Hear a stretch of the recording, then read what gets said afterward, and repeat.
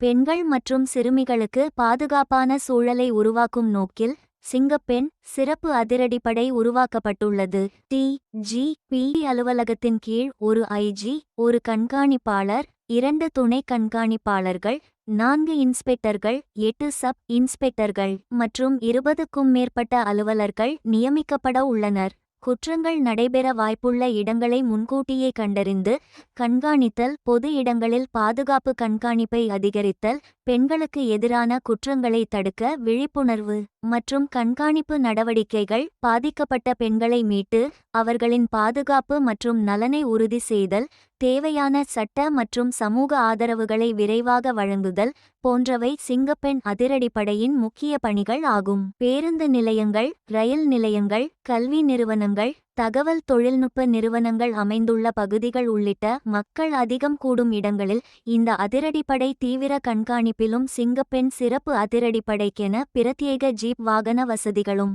ஏற்பாடு செய்யப்பட்டுள்ளன. சிங்கப்பெண் சிறப்பு அதிரடி படை திட்டத்தை முதல்வர் விஜய் மாலை சென்னையில் தொடங்கி வைக்க உள்ள நிலையில் நிகழ்ச்சியில் பங்கேற்கும் காவலர்கள் தீவிர பயிற்சி மேற்கொண்டு வருகின்றனர்.